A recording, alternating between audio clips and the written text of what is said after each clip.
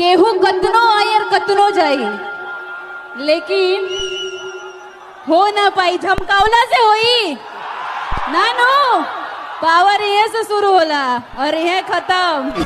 बाप से बात करने से पहले बेटी से बात कर। चल अक्षर सिंह भेंट करो।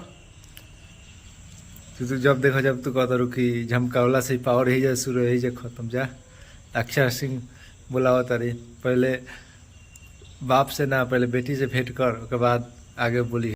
खाली झमकावला से हुई ये खाली कहे के आदते बा तहरा। मुंह में माइक ले लो आ कह कि झमकावला से हुई।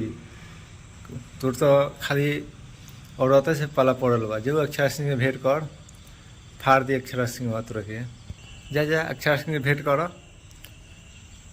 तू जब देखो जब तू कहता रुकी झमकावला से पावर ही जा शुरू ही जा खत्म। जा अक्षर सिंह बुलावा तारी, पहले बाप से ना, पहले बेटी से भेंट कर, उसके बाद आगे बोली है।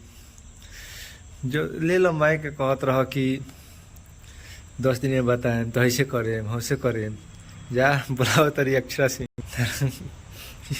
ये क्यों तेरे को भाई मर्द में से पाला नहीं है पड़ल, मेहरारू से पाला पड़ल बा। यही से कबो कह के दिखाओ। बोली अक्षर सिंह की पहले बेटी से भेंट कर, जा भेंट करो। तार हिम्मत बता, जा भेंट कर लो।